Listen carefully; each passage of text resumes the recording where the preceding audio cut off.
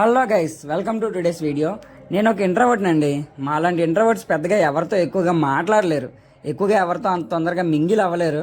కానీ మాలాంటి ఇంట్రోవర్ట్స్కి ఒక్క మూమెంట్ వస్తే చాలు, మమ్మల్ని ఎవ్వరూ ఆపలేరు.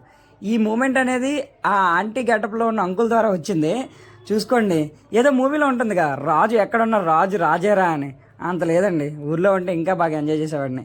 కానీ ఇక్కడ చూసుకొని చేయాల్సి వస్తుంది, ఎందుకంటే మా చుట్టుపక్కల మొత్తం అమ్మాయిలు. అసలే అమ్మాయిలంటే సిగ్గు నాకు, ఎక్కడికి ఏ కామెంట్స్ చేస్తారో అని. బేసికలీ అమ్మాయిల్ని ఎలా ఫేస్ చేయాలో అస్సలు తెలియదు నాకు, చాలా కష్టం కూడా నాలాంటి ఇంట్రోవర్ట్స్కి.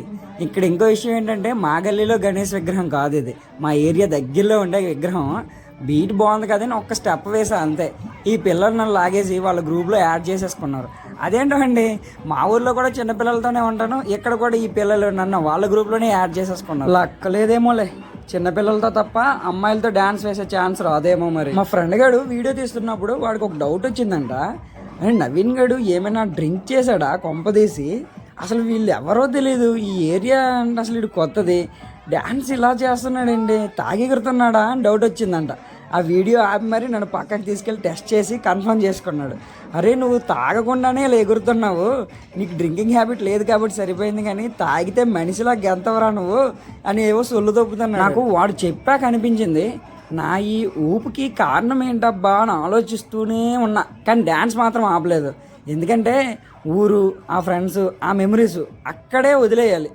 అవి వదిలి సిటీకి మనం అలవాటు కావాలి కదా.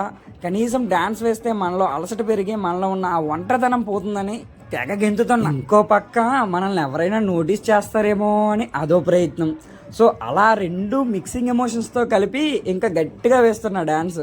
ఇక్కడ మీరు కనిపిస్తుందా వీడియో, ఈ పిల్లలు నాకంటే బాగా డ్యాన్స్ చేస్తున్నారు, నాకే స్టెప్స్ నేర్పిస్తున్నారు. సో వాళ్ళు చెప్పిన ప్రకారం స్టెప్స్ నేర్చుకుంటూ వాళ్ళని ఫాలో అయిపోతాను అన్నమాట.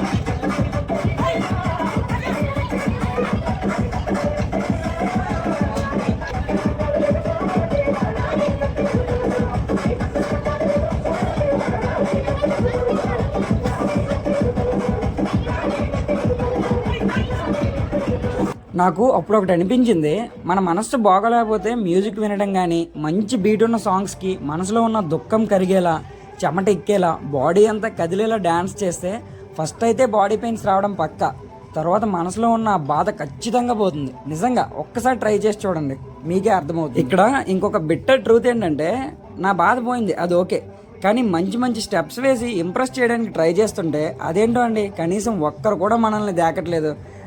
అయినా వాళ్ళు వీళ్ళు చూస్తారని వేయట్లేదుగా, మనం ఖాళీగా ఉన్నాము, మన మనసు బరువుగా ఉంది అని వెళ్ళి మనం పెర్ఫార్మెన్స్ ఇస్తున్నాం అంతే.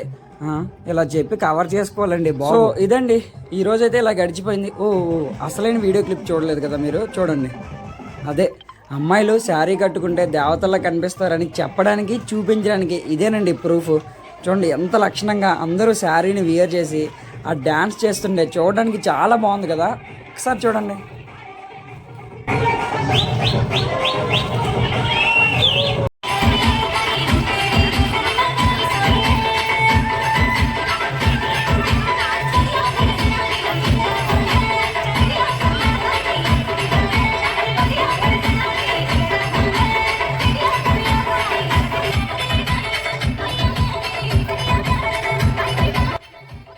So that's it for today. For more videos, please subscribe Nani Ratnala channel.